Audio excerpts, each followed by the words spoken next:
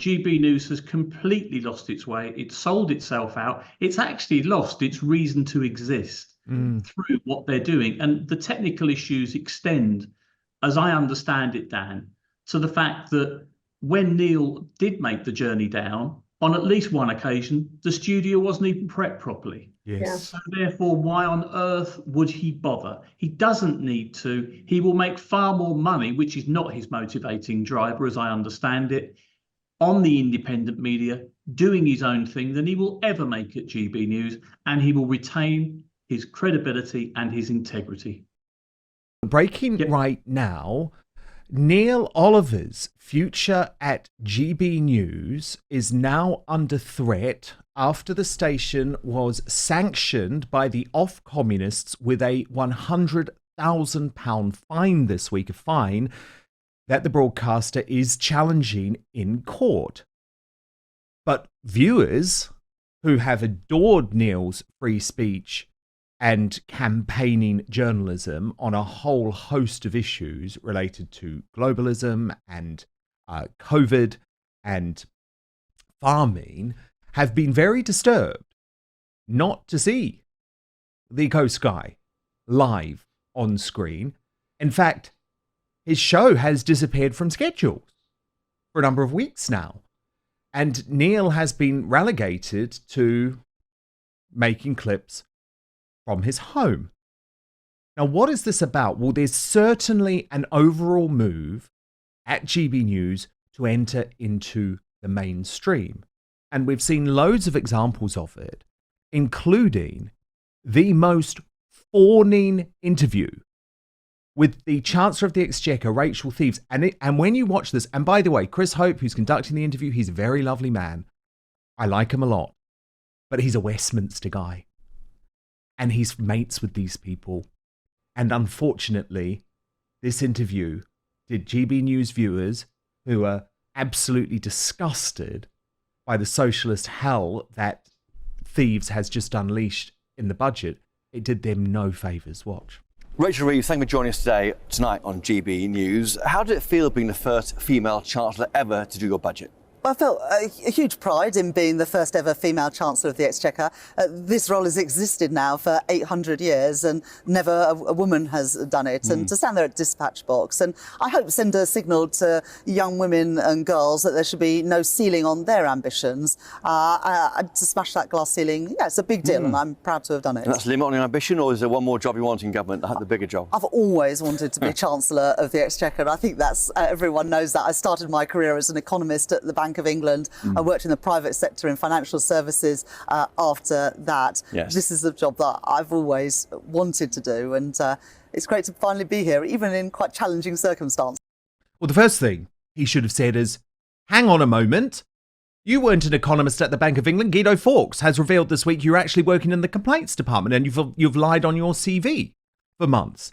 Then he should have said, I'm sorry, before we talk about your despicable budget, which has destroyed growth, which has smashed business owners, which has completely ruined the livelihoods of farmers potentially forever. Before we talk about that, did you know about Axel Rudikabana and the charges against him? Did you know about the Southport massacre cover-up?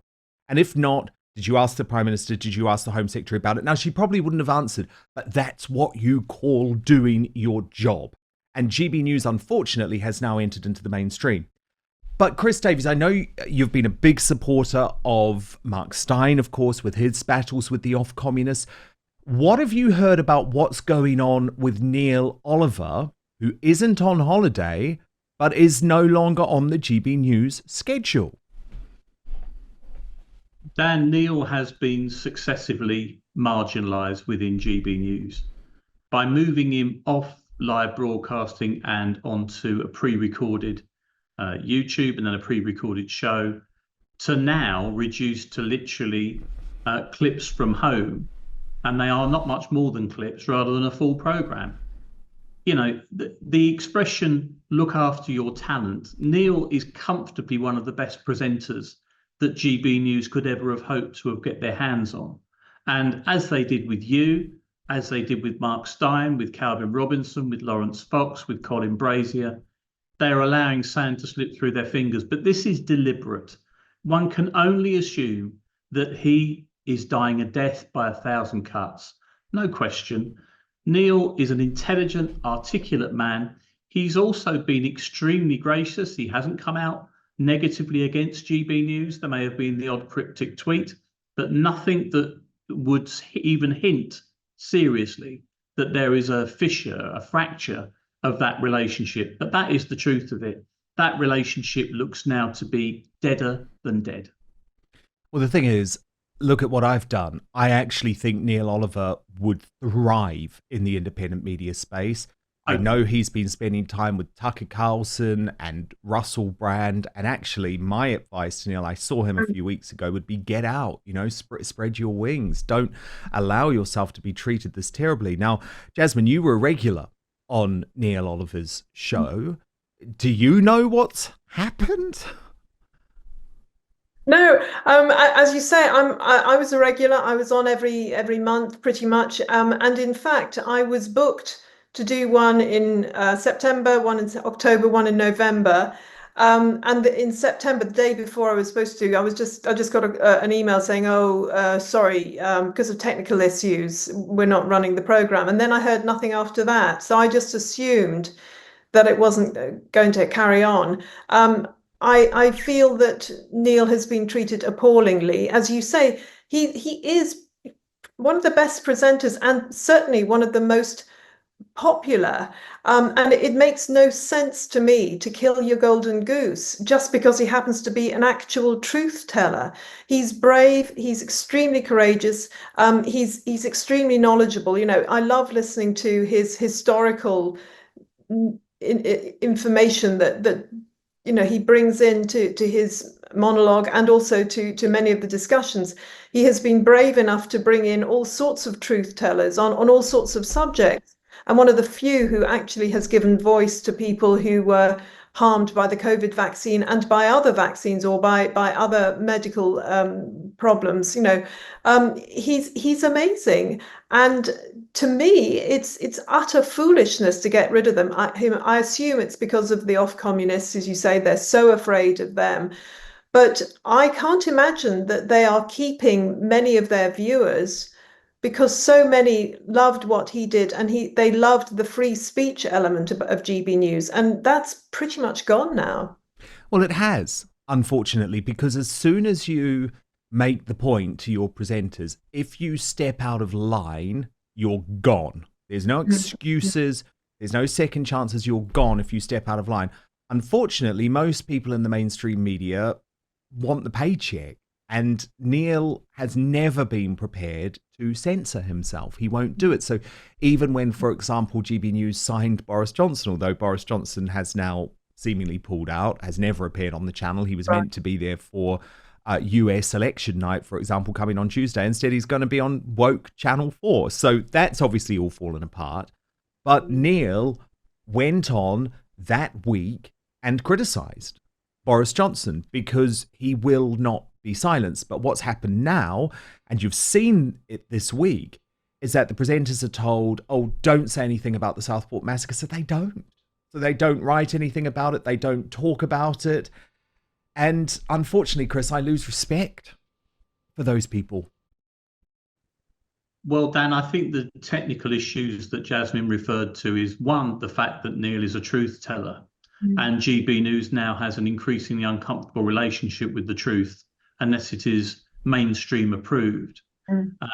And GB News really has lost the plot. When this channel started, like you were obviously instrumental in its launch. We on the right of British politics had high hopes that at last there was a voice for ordinary people outside of the mainstream media that would be, and they called themselves the free speech champions. It just isn't the case anymore. I'm not saying it was ever as full fat as I would like it to be, but even at a semi-skimmed level, it was better than what you got on the mainstream media. And I got behind GB News quite considerably. I wasn't a regular in the way that Jasmine was, but I did appear from time to time on, I think it was Nana Rakoya's show. But now GB News has completely lost its way. It's sold itself out. It's actually lost its reason to exist through what they're doing. And the technical issues extend, as I understand it, Dan, to the fact that when Neil did make the journey down, on at least one occasion, the studio wasn't even prepped properly. Yes. So therefore, why on earth would he bother? He doesn't need to. He will make far more money, which is not his motivating driver, as I understand it, on the independent media, doing his own thing, than he will ever make at GB News, and he will retain his credibility and his integrity. Yeah, indeed. Yeah.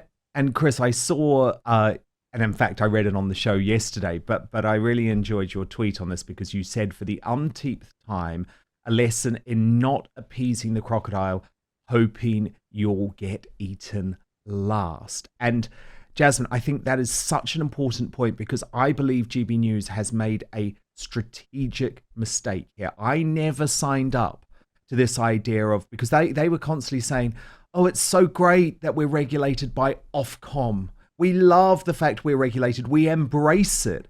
Now, I never signed up to that. I think Ofcom should be abolished. The Ofcommunists are disgusting. Why on earth is there a government-owned Ministry of Truth deciding that it's acceptable for one type of interview to go ahead?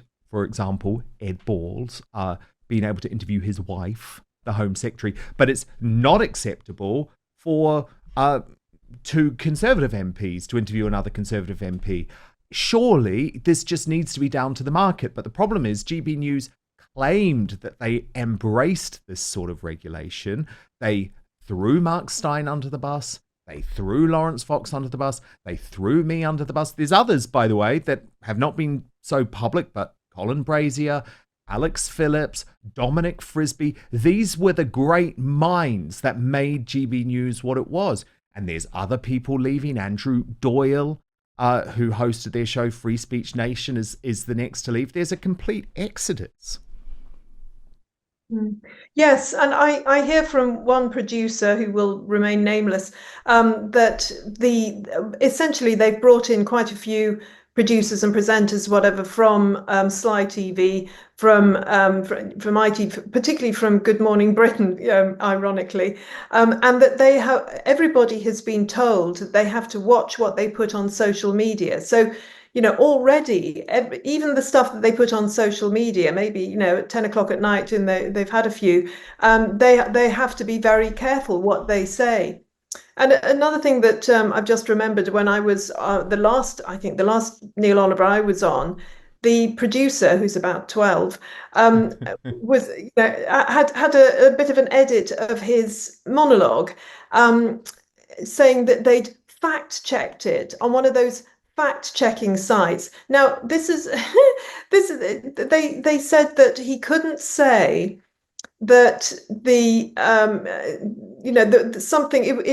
was something that everybody knows is true to do with the Ukraine war, that Janet Yellen had even admitted that about going into Ukraine, and in the fact-checking sites, which is full of lies, it said that wasn't true, but he knew it. He's an historian. He's reading the news. I knew it just as somebody who reads the news. But they went, no, you can't say it because the fact-checking site is... Oh my goodness. I remember having an argument once about full fact, saying, of course they say what I'm saying is not true, because they're completely captured. There was this great tweet from Colin Brazier, post on X, I should say. He was referring to the complete hypocrisy of the Ofcommunists. And he wrote, I worked in TV news for decades and still think ITV's decision to allow Ed Balls to interview his wife about an important matter of state simply astonishing. Did nobody, him, her, the producers, think it corrosive of trust? Ofcom's subsequent punishment of GB News seems demented. And the problem is, you see on screen now the terror. And there was a really ridiculous example this week when Andrew Bridgen was on the channel to talk about Tommy Robinson. And as soon as he raised some other issues, I think they were all completely valid, you see a complete freak out from the gallery, which is then passed on to the presenters who immediately try to wrap up. But it ends in the most bizarre defense of Hugh Edwards. Watch this. Video. I haven't watched the video, Andrew, no. Well, I really suggest you watch it, see the quality of the journalism, the quality of the undercover investigation, interviewing the headmaster of the school in question, who says that they've been paid money to keep quiet. They've all signed NDAs and taken £10,000 to stay quiet. Nothing reported in the mainstream media. And yes, and you know from the House of Commons, there's many things that the House of Commons don't want to talk about. They don't want to talk about Peter Lynch and the death of a 61-year-old grandfather. They don't want to talk about Tommy Robinson. They don't want to talk about excess deaths. They don't want to talk about the vaccine arms. They don't want to talk about the WHO. And they're not even going to talk now about the European Defence and Securities Union. Yeah, but let's go back to the point here. He pleaded guilty in court yesterday to contempt of court. He did release the film. Yes, he breached that. So he broke the law. He pleaded guilty. He's been sent to prison. Isn't that the right thing? We should all be under the law, but should the law also should be applied equally? What about Hugh Edwards? All right. Andrew, we're straying off the point. Andrew, you've had your point. You've had your say. That's Andrew Bridgen, the former independent MP. He cites really strong views and things, but at the end of the day, he pleaded guilty to contempt of court, and the judge has sent him to prison for 18 months. And of course, there'll be many people watching who think that what Tommy Robinson is trying to do in the things he's trying to expose is worthwhile thing. But the things that he is standing up for, the foundation of this country is the rule of law. Yeah. And if you break the law, especially if you plead guilty, then obviously going to prison is what happens. We weren't shutting Andrew Bridgen down, but Andrew Bridgen was now going to introduce Hugh Edwards into this. Hugh Edwards did not break the law. He may have behaved inappropriately. Well, he did. He just didn't receive a prison sentence. He was found in possession of charges. He did break the law, and it was appalling. But I still... It's a different crime. It's a different crime. This was and contempt of court for judges is a very, very serious issue. It always has been. And I mean, Jasmine, this is what happens. This is what happens when you try and cover things up, when you try and stop discussions. I mean, what on earth was that defence of Hugh Edwards about? It was shocking, wasn't it? Sorry, Karen. Jasmine, I give way. No, I was just saying, it's amazing to say that the courts are particularly unhappy about, one basic crime, but seriously, but don't seem to be that bothered about paedophilia. So contempt of court is a bigger problem than paedophilia. It is gobsmacking, frankly. What did you make of it, Chris?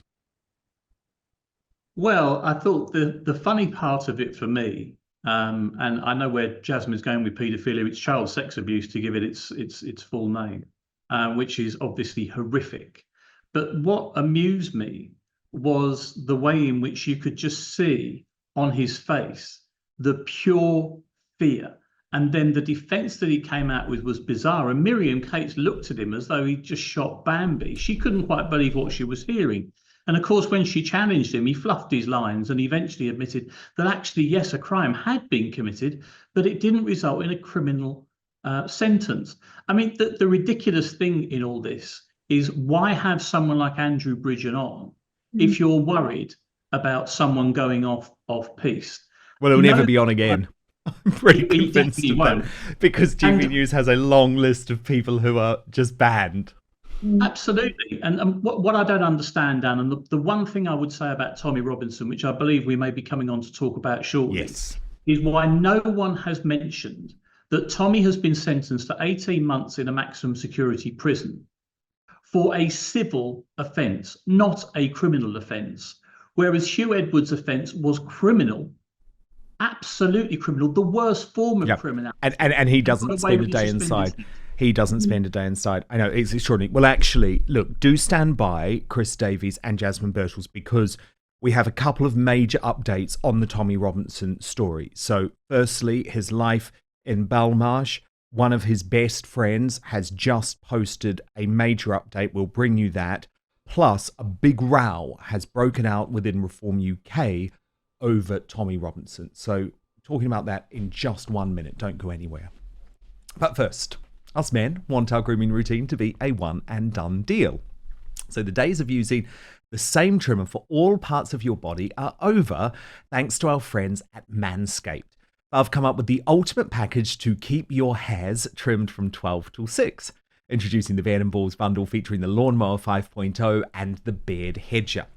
Now, I'm not talking about a traditional lawnmower, but this product provides precision trimming for all areas, even the sensitive ones, to get them as manicured as freshly cut grass. This trimmer gets it right the first time, being gentle on the skin and all your delicate places with 2 interchangeable skin-safe blade heads. You can choose between a precise trim or a smooth finish. And did I mention it's waterproof, so you can trim in the shower and avoid making a mess everywhere. Perfect for those of us who appreciate efficiency. Next, let's talk about the Beard Hedger. Whether you're going for a neat stubble or a full-on lumberjack look, this trimmer has you covered, featuring a titanium-coated stainless steel T-blade and 20 length options. You can achieve any style you want with just a twist of the zoom wheel. And just like the lawnmower, the Beard Hedger is also waterproof, so you can handle your beard grooming right in the sink or shower without worrying about water damage. With up to 60 minutes of runtime and an LED charge indicator, you'll never be caught mid-trim with a dead battery. It's genuinely such a gentle product. I use it, no more cuts. It's reduced the risk of ingrown hairs and grooming accidents. Now, you'll keep your loved one happy with this too, because it's a perfect gift for the man in your life. Today, 20% off and free shipping. All you have to do is use the code OUTSPOKEN. The website address is www.manscaped.com. You'll receive 20% off your entire order and free shipping. All you need to do is enter the word outspoken at checkout. www.manscaped.com. No more juggling multiple tools or dealing with subpar results, just efficient, effective grooming wherever you need it. For the premium grooming experience, trust Manscaped. Thank you so much for watching Dan Wootton Outspoken. Please click on my face just to the bottom left to subscribe to this brand new independent news source and turn on the notification bell so you'll be alerted to our brand new live shows, uncancelled interviews, and special royal episodes. Outspoken is also now available as a podcast, so you can listen to the show every weekday on the go, wherever you are.